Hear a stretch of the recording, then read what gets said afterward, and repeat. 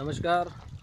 अभी आपने जो देखा है वो ग्राइंडर है जो मांगूर का जो चिकन वेस्ट है वो पीसता है। काफ़ी लोगों ने पूछा था कि ग्राइंडर का वीडियो दीजिए और ग्राइंडर कहाँ मिलेगा, कैसे मिलेगा, तो इसलिए मैंने ये वीडियो बनाया। और अगर आपका भी जो मांगूर है वो इस तरीके से दाना खा रहा है जैसा कि अभी दिखा रहे हैं, डालिए दाना।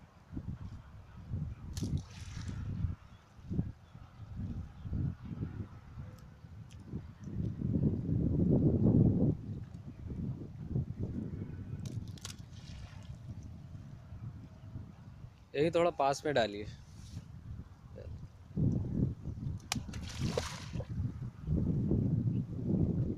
सर्दी की वजह से अगर आपके भी तालाब में इस तरीके की स्थिति है, जनरली ऐसा होता नहीं है। जैसे ही हम दाना डालते हैं, बहुत एग्रेसिव फीडिंग करके मांगूर फीडिंग करता है, पर सर्दी में इस तरीके की कंडीशन होती है। ये देखिए, अब ये धीरे धीरे जो है ये धीरे धीरे खाएगा इस दाने को, बहुत स्लोली स्लोली।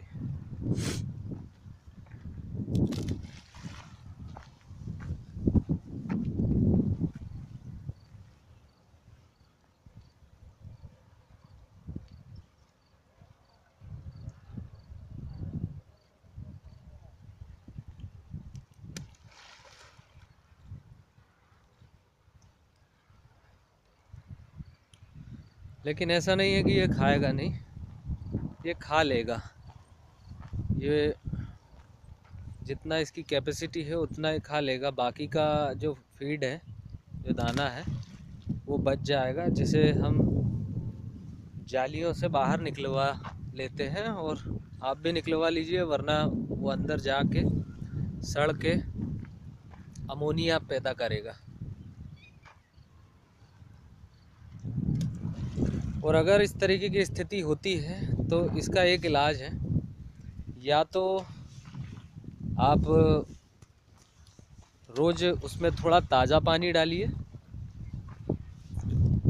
नाइट में, या फिर आप एक टंकी भर दीजिए 2000-5000 लीटर की, और उस टंकी से छोटा सा कनेक्शन जो है, बिल्कुल उसकी जो धार होती है पानी की, उसको कम करके आप ये पॉन्ड पे गिराइए। तो पानी जब गिरता है तो मछली जहाँ पे पानी गिरता है उस पर आकर अप डाउन और एक्सरसाइज होती है, वो ऊपर नीचे होती है जब पानी के पास आके, उसे अच्छा नया पानी जब मिलता है तो वो ज़्यादा दौड़ती है, तब वो ज़्यादा फीडिंग करेगी। ये देखिए। और दूसरा तरीका ये है कि आप हर हफ्ते में एक बार इसमें जो जाल है, जाल जो लंबा वाला आता है, जो जिसे हम छटा बोलते हैं, घसीटा भी बोलते हैं, उसे चलवाइए। अगर हर 7 दिन में, हर 10 दिन में अगर जाल चलाते हैं, और जब जाल चलता है तब मछली उसमें पकड़ाई आती है, उसको थोड़ी देर उसमें कम से कम 15 मिनट उसको रखें जाल में, और उसके बाद छोड़ दें। अगर हम ऐसा करते हैं तो मछली जो होती है, मछली के मांगुर के ऊपर जो स्किन के ऊपर एक बहुत चिकनाहट भरी एक लेयर जम जाती है, चिकनी चिकनी सी, उसे हटाना होता है। तो वो ये जाल से हटती है, और जैसे ही वो हटती है तो मछली और ज़्यादा स्पीड से भागती है, दौड़ती है और खाना खाती है। जनरली जैसे ही वो भागेगी, दौड़ेगी, एक्सरसाइज करेगी, तो वो ज़्यादा से ज़्यादा खाना खाएगी, भूख उसकी खुलेगी। तो ये दूसरा तरीका है आपको मछली को फीडिंग कराने का, मतलब मछली की भूख खोलने का सर्दी के समय में। वैसे तो हर 12 महीने में सभी टाइम ऐसा करना चाहिए। इससे मांगुर की ग्रोथ जो होती है वो और तेज़ी से बढ़ जाती है। हर 7 से 10 दिन में आपको नेटिंग कराना है। नेटिंग मतलब वही, जाल से एक तरफ से जाल चलाया और दूसरी तरफ पूरा माल को लाया, और उसमें ग्रेडिंग भी कर लिए, बड़ी बड़ी मछली जो है उसको निकाल लिए, और उस जाल में जो मछली रहेगी जब हम छोड़ेंगे तो वो बहुत अच्छे से भागेगी, डर के मारे भागती है वो। ट्रेन जा रही है तो शायद वॉइस कम आएगी, इसलिए अभी रुक जाता हूँ।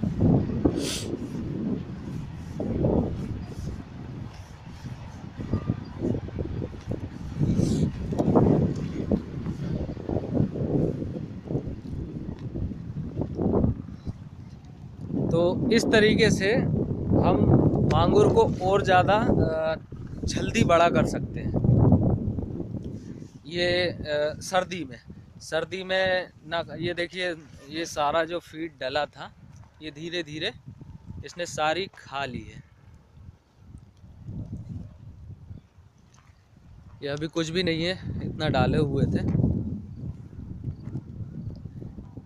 तो सर्दी में काफ़ी परेशान होते हैं मांगुर पालक, तो खासकर ये मांगुर पालक के लिए है जो मांगुर फार्मिंग करते हैं। सर्दी में हम इस तरीके से उसे खाना खिला सकते हैं और बड़ा कर सकते हैं बिना कोई चिंता के। सर्दी में दूसरी मछलियाँ काफ़ी नखरे बताती हैं, पर मांगुर ऐसा है जो उतना नखरे नहीं बताता है। इसे तो हम बड़ी ही 2-4 टेक्निक है, उस टेक्निक से सर्दी में खाना खिला सकते हैं। अभी चारों तरफ देखिए पूरा जो चिकन डला हुआ था वो सब ख़त्म कर दिया है इसने, बल्कि हल्का हल्का सा ये फेस बचा हुआ है बस।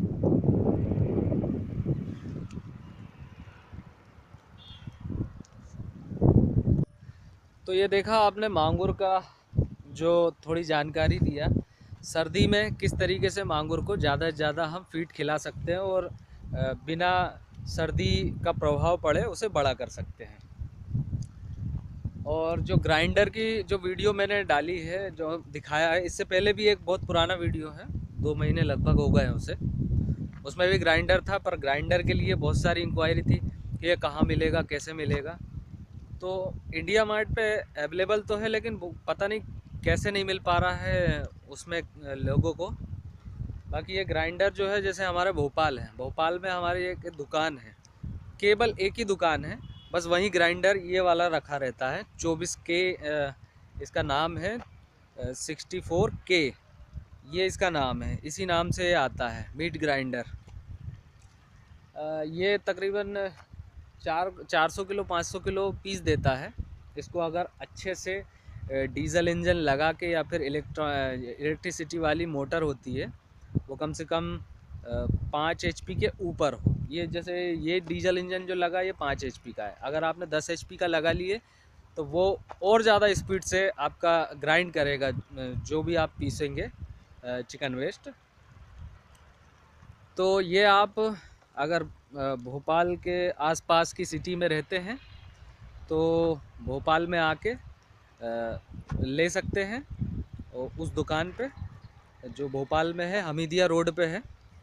वरना आप इससे भी एक बड़ी रहती है, वो बड़े लेवल के लिए है, वो कम से कम 10-15 क्विंटल माल पीसने के लिए होती है, दाना पीसने के लिए। उसे आप बनवा सकते हैं, फिर वो कारीगर से बनवाना पड़ता है, और वो भी उस दुकान पे मिलता है। जो मद्रास मशीनरी है, उस दुकान का नाम हमीदिया रोड पे है। संभवतः अगर मुझे कभी जाना हुआ तो हो सकता है कि मैं उनका वीडियो भी बना के डाल दूं, क्योंकि काफ़ी लोग हैं ग्राइंडर के लिए जिनको ज़रूरत है।